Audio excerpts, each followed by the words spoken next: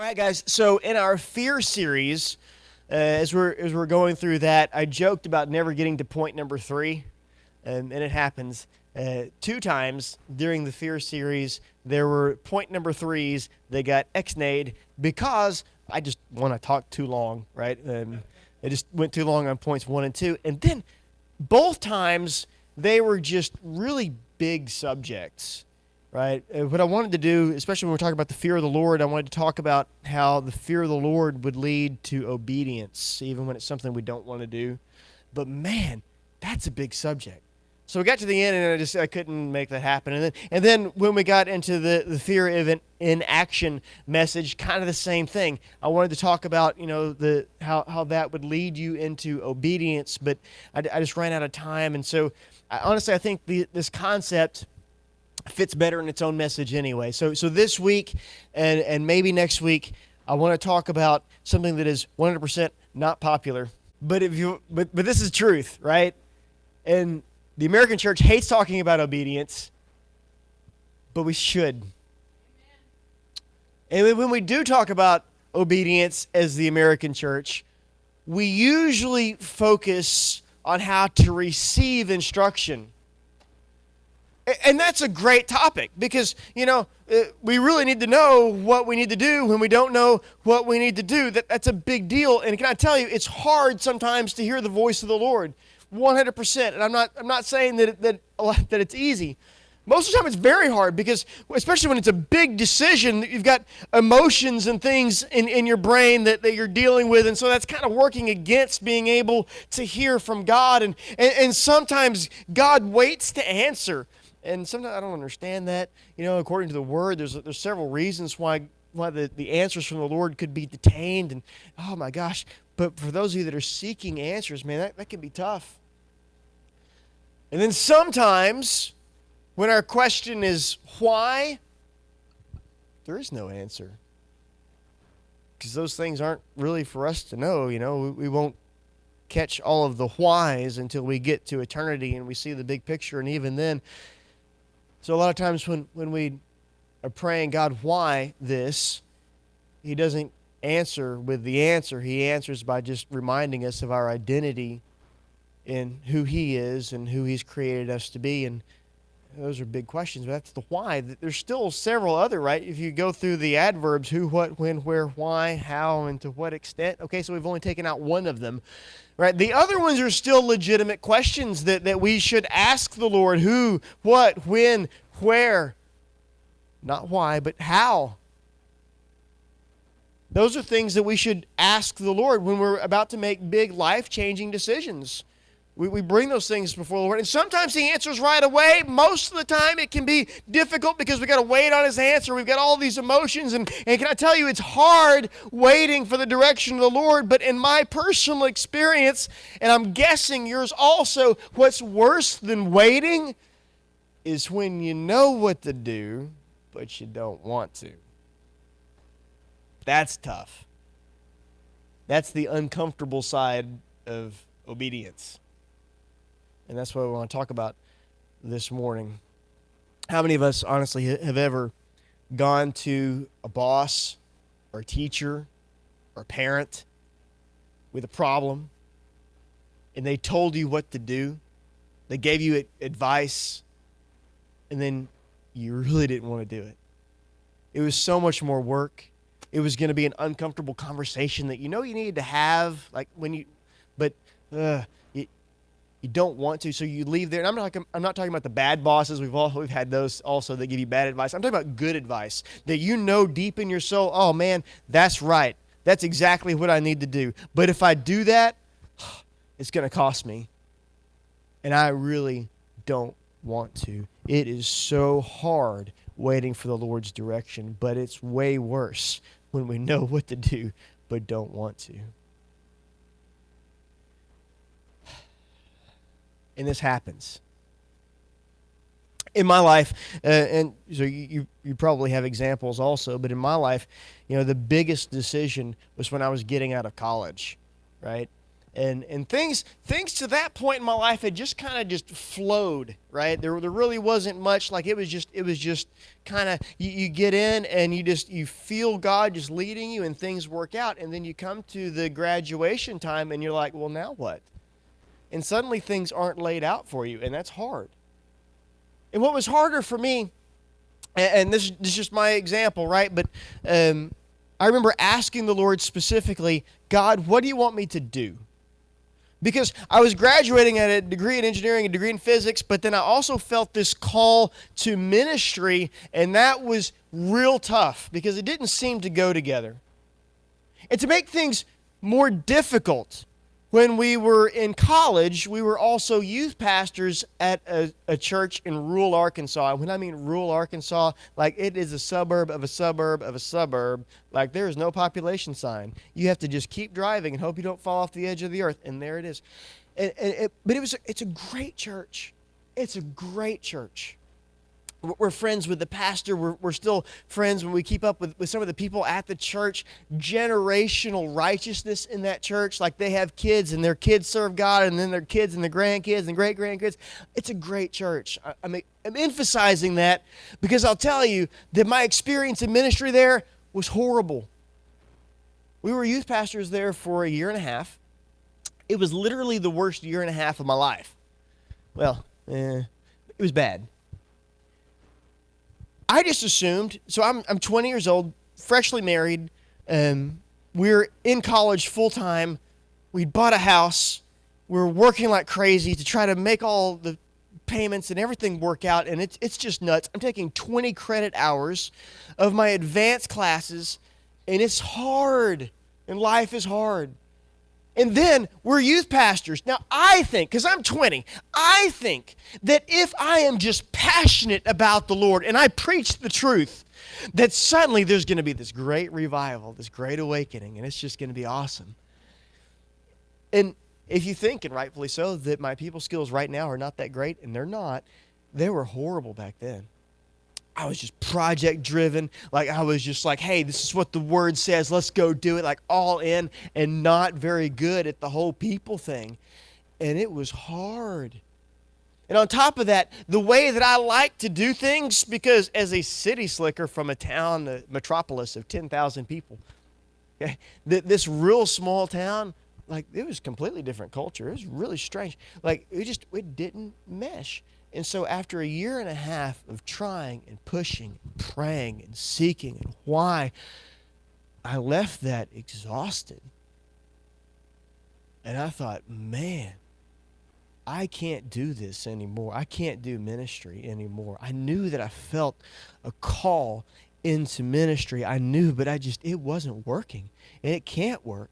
And now I'm graduating, and I've got these opportunities, and they have nothing to do with ministry, and I don't know what to do.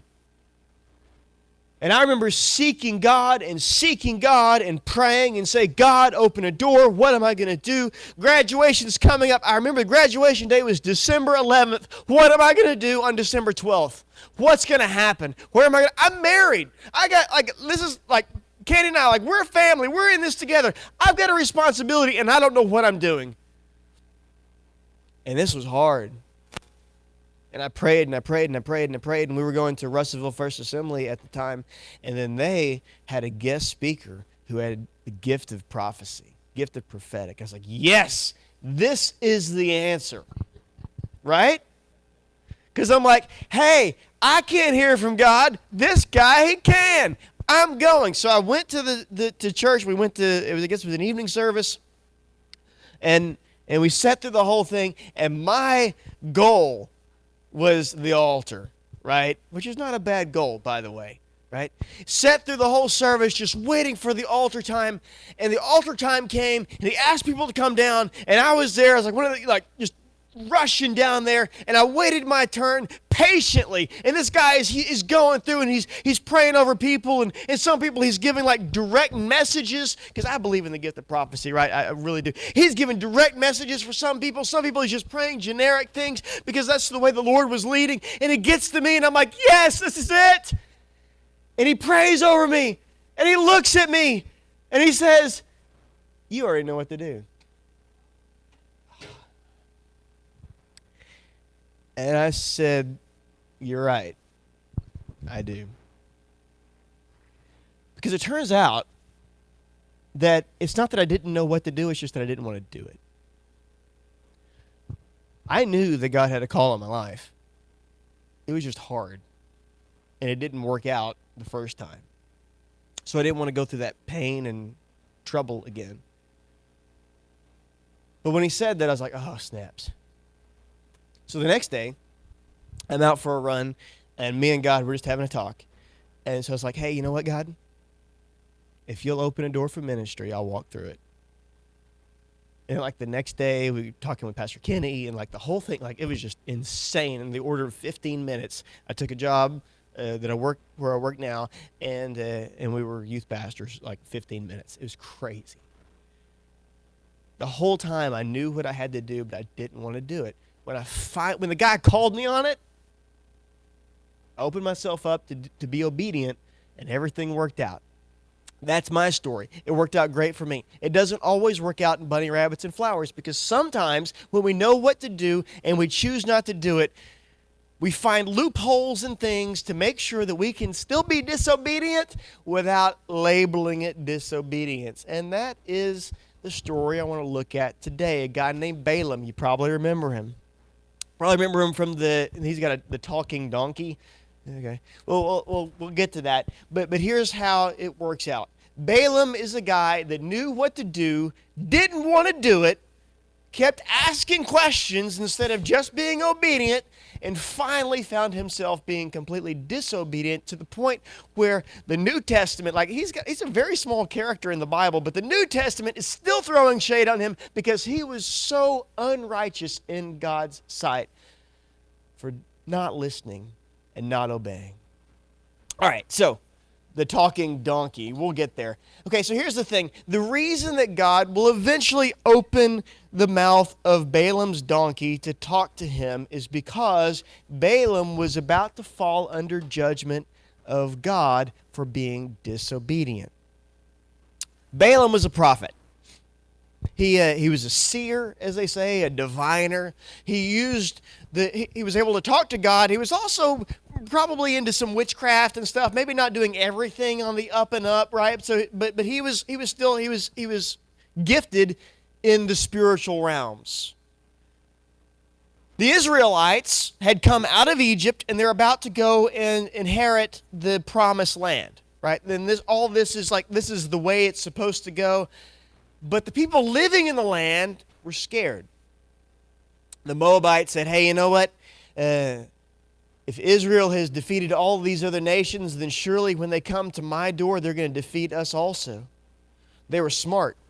They said, oh man, if the Israelites are winning because of their God, maybe we can call on other gods to take away their spiritual advantage and to curse them. So if the Israelites are winning because of a spiritual advantage, then maybe, according to the Moabites, and it's not horrible thinking, I guess, but they said, you know what, maybe we should call on other gods to curse them and take away that advantage. So the king of Moab, a guy named Balak, he has this idea. He's like, we're going to go and we're going to talk to Balaam, this prophet, this seer, and we're going to pay him to pronounce a curse on Israel. And that's going to take away their advantage, and that's going to make sure that they don't take over our land, that they don't hurt us. That's a great idea. We'll pick it up in Numbers chapter number 22, verse 7. So the elders of Moab and the elders of Midian departed with the diviner's fee. So they got lots of money, right? Important people with lots of money, and they're going to see Balaam. So the diviner's fee in their hands, and they came to Balaam and spoke to him the words of Balak. It's a whole entourage, and they came, and it was great. Verse 8 says, and he said to them, Balaam says back to them, stay here tonight, lodge here tonight, and I will bring back word to you as the Lord speaks to me. So the princes of Moab stayed with Balaam. Then God came to Balaam and said, who are these men with you? Which I think is kind of a funny question, as if God didn't know. But so Balaam said to God, Balak the son of Zippor, king of Moab, has sent to me, saying, look, a people has come out of Egypt, and they cover the face of the earth. Come now, curse them for me. Perhaps I shall be able to overpower them and drive them out.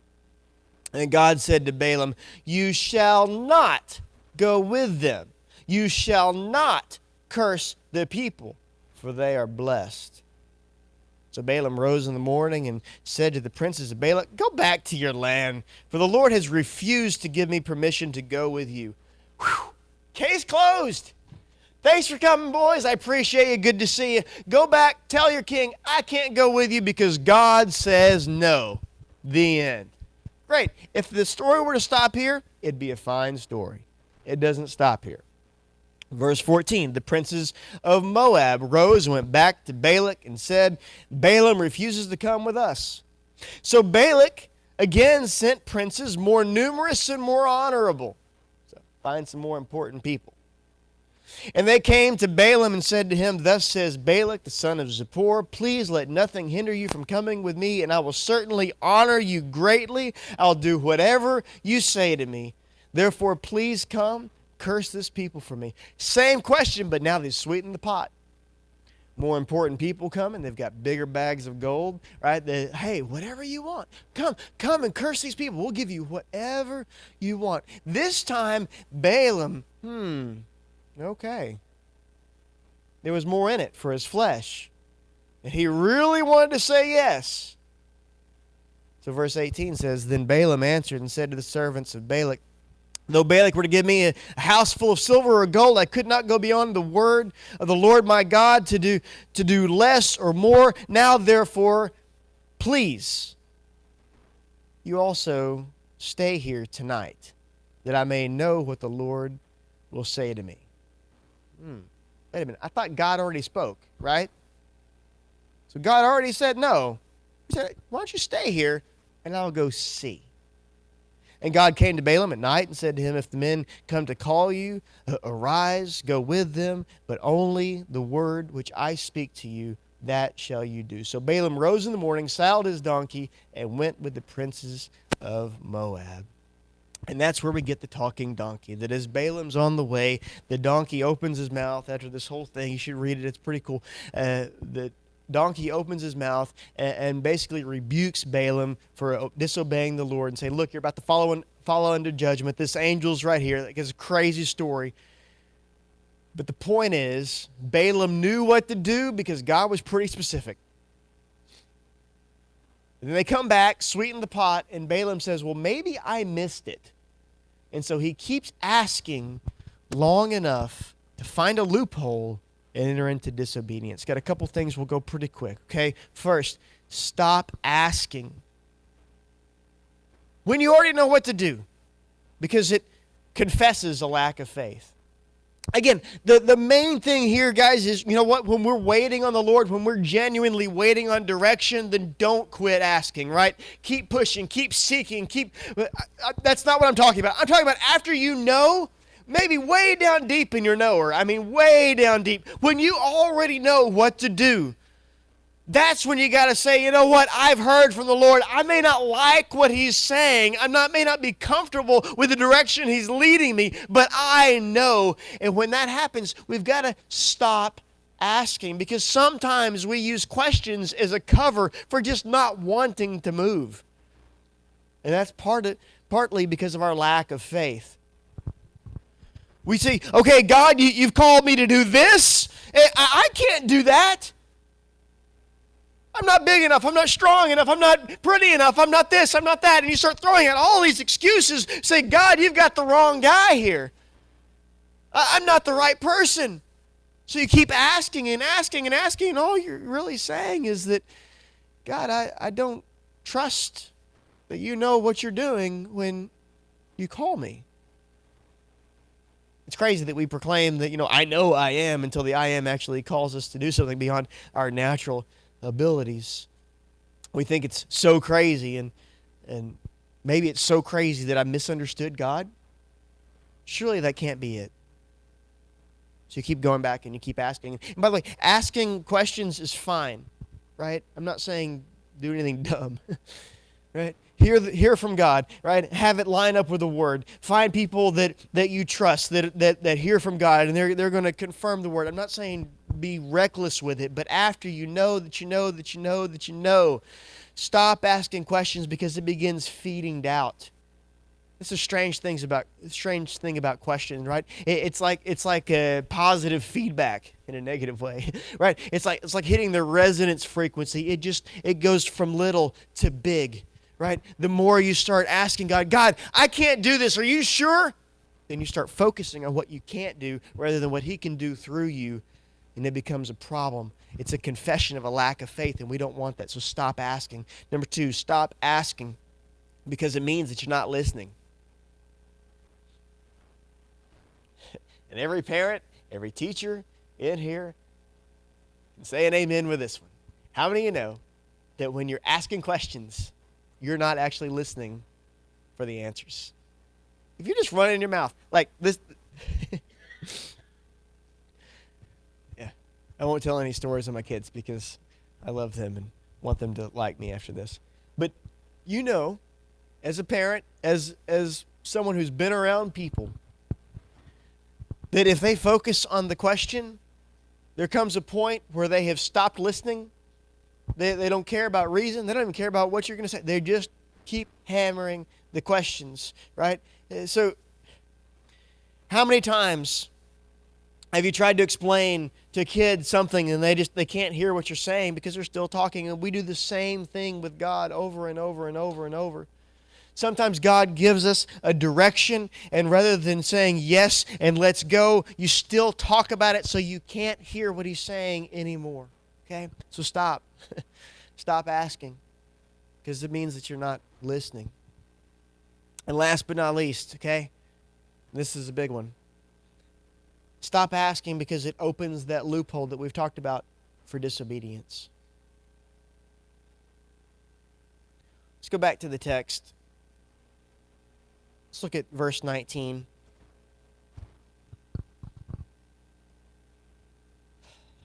Let's read this again and realize that sometimes we talk ourselves into hearing something that God didn't say. Verse 19 says, "Now therefore please," this is Balaam talking, he says, "stay here for the night that we may know what more the Lord will say." So God said no, but let's see if he's got anything else to say. So stay here. Okay. Then God came to Balaam at night, verse 20. God came to Balaam at night and said to him, "If the men come to call you, rise and go with them." If the men come to call you, rise and go with them. If the men come to call you, rise and go with them, but only the word which I speak to you, that you shall do. So Balaam rose in the morning, saddled his donkey, and went with the princes of Moab. This passage bothered me for a long time because I'm like, God, did you change your mind? Have you ever read this and thought, what's the deal? Like, why do you need a talking donkey if God said you can go? Like, this bothered me. Like, how did this happen? But then you read it again slowly and you see that magical little 2-letter word, if. God says, if the men come with you, if they come back to call you, then you can go with them, but you can only speak what I say. That was the if. So God was transforming, and this is the mercy of God. God was transforming his spiritual knowing, right? His spiritual, like he had talked about it, he is transforming that into something that was concrete. This was the fleece, right? You read the story about Gideon, putting a fleece before the Lord. He says, you know what? If they come, and you can catch this, because if they come, then you can go with them. And if not, well, then we're back to square one. If. It was a big if. And then you go on and you read the very next verse, and you see they didn't come at all. Balaam just assumed that they would. So first thing in the morning, Balaam gets up, saddled his donkeys, and says, let's go, boys. And God's still saying, wait a minute, I told you not to go. And then I even showed you the sign. If they come, then you can go, and therefore, if not, you cannot. But Balaam gets up, he just assumes, you know what, hey, they're going to be coming, so he was ready, man. He set his alarm early, right? I already had this coffee, like he was ready to go. They didn't come to get him. He was ready to go, and he operated outside of what God had said. How is that significant? Well, I think it's significant because it is our warning.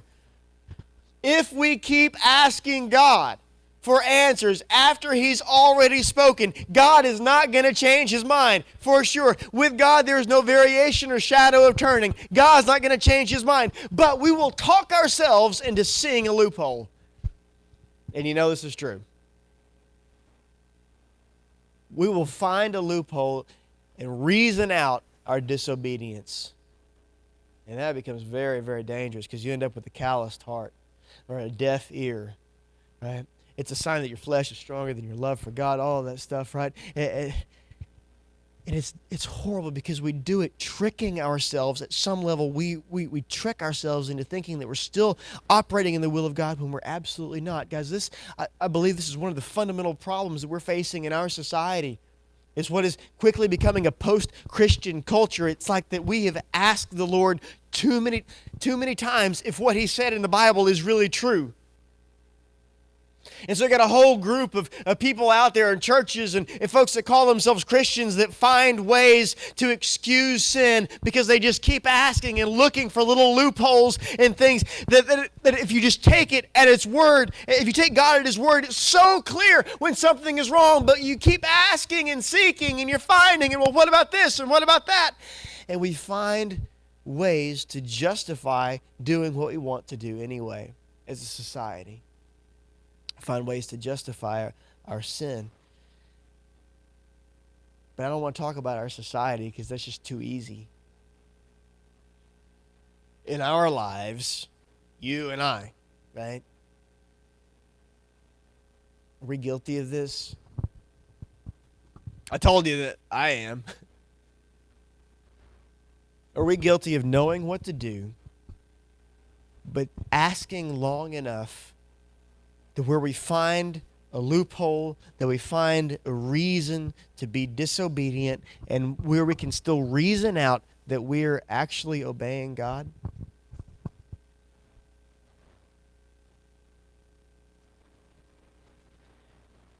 We're going to close today, but I want to leave us with that question because that's a significant question. And next week we'll talk about, there's another story in the Bible about how God spoke to do something, and then another guy came along who was a prophet and told him the opposite, and then he followed that guy and said what God spoke, and that was also a disaster. There's a lot of traps that we can flow into here. But this one is on us, right? We can't blame anybody else. This is our own nature, our own flesh, seeking God, looking for a direction under the pretense of seeking God, and actually just, in the end, doing what we want. And so the question that I want to leave you guys with, and I really want to take just a second to reflect on this in our own hearts because it's a big deal. Is there something in your life that you know that this morning you need to change? You know that you need to do? A relationship you need to heal or to leave? A change in your job you need to take or not? Whatever it is. Maybe even your relationship with God, right? I mean, are you really in that position, or do you really have a personal, white-hot relationship with God, or is it something that just over time you go through the motions, and I don't know. Maybe you have a hard time trusting God because of stuff in the past, but and you know that you got to get over that, but you keep talking about it and bringing it up, and it's just like picking at scabs, and you're never healing because all of this stuff, and it just keeps going. And there comes a point, ladies and gentlemen, where you got to say, you know what? If God said that I can have healing, if I can have deliverance, if I can have wholeness, if I can have righteousness, then that's what I want. But it's not easy. Because to get to those things, you got to lay a bunch of stuff down, and that's what we don't want to do as people of the flesh, and so we just keep asking and seeking and finding ways for disobedience. Guys, how many of us this morning, honest question, how many of you know what you need to do, but you don't want to do it? So rather than acting immediately, you keep asking. And it's been me in the past. It will be me in the future. If it's not you right now, it will be you in the future. Okay? We got to be wise and aware. You guys bow your heads and close your eyes real quick.